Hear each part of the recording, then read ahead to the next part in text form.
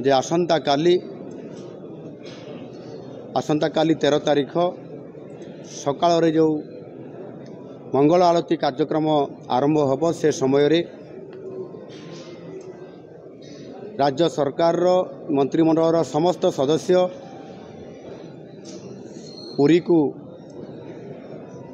गस्त करने ये निष्पत्ति नियाही एवं आसंता काली सकाळे मंगल आरती समय रे सरकार उपस्थिति रे चारिद्वार खोल एवं लोकंकर जो भावावेग थिला ताकू सम्मान दे ये कार्यक्रम को आसंता काली ही आरंभ करा जिवो। एथिरे गोटे कथा मु कहया चाहूँगी जे विशेष करिकी ये जो चारिद्वार भितरु जो 3 द्वार बंद अछि एवं सेथिरे अनेक समय प्रश्न आसिला एवं भक्त आ भगवान को भितरे गोटे व्यवधान सृष्टि करा जाउथला एवं ये व्यवधान को बंद करिवा पई एवं किभଳି भाबरे सहजरे भक्त माने महाप्रभु को दर्शन करि पारिबे बाहरी पारिबे या को आधार करी ये निष्पत्ति निया जाइछि। द्वितीय कथा होची श्री जगन्नाथ मंदिर संरक्षण रक्षणाबेक्षण एवं विकास एवं परिचालना एवं ता सहित मध्य विभिन्न समय तीर्थयात्री मानकर पाई सृष्टि होतवा विभिन्न समय समस्या या को आधार करी एवं विशेष करके श्रीमंदिर सौंदर्यकरण ताहार उन्नतिकरण ये कथा को आधार करी बहुत समय जदि किछि तैयारी है नथिला आ तार आवश्यकता आज अनुभव होछि सेथिपाई नूतन सरकार आसिला परे आज प्रथम कैबिनेट रे निष्पत्ति नियागला एक कॉर्पस फंड बा पांठी गठन करिया पई एवं सेथिरे 500 कोटी टंका ये बजेट रे रखा जिवो एवं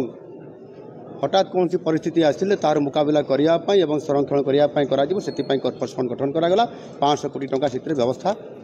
करा जिवो या खूब शीघ्र लागू करा जिवो। गत निर्वाचन समय रे ओडिशार 4.5 कोटी लोकंकर विभिन्न प्रसंग को नहीं एथिरे किछि समस्या अछि किछि विकासमूलक पदक्षेप कथा अछि एवं ओडियांकर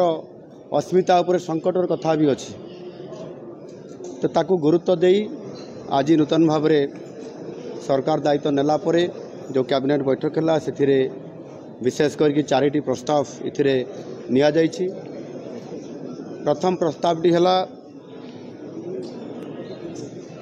महाप्रभु जगन्नाथंकर जो श्रीमंदिर अच्छी पुरी रे एवं सेथिरे विभिन्न समय रे विभिन्न कथा एवं विभिन्न समस्या मध्य आसी थाए तार समाधान मध्य किबड़ी भाव करा जिवो से मध्य सरकार नीतिगत भाव निष्पत्ति नहीं थांती। विशेष करिकी सारा विश्वरू एवं भारत वर्षरू विभिन्न समय जो भक्त माने आसी थांती समय क्रमे जेभଳି भाव प्रबल भिड़ होउछि एवं विभिन्न परिस्थिति भितर मध्य जो महाप्रभुंकर 4टी द्वार अच्छी ये 4टी द्वार उपरे गत किछि वर्ष है ताकू 4टी द्वार को प्रवेश करने से द्वार देखी जावाई श्रद्धालु मान जावाई से प्रतिबंधक बा से बंद कर दिया जाइथिला एवं भारतीय जनता पार्टी एथिरे जेतले निर्वाचन रे संकल्प पत्र या स्थान देइथिला सरकार आसिला मात्रे 4 द्वार खोलिबा पाई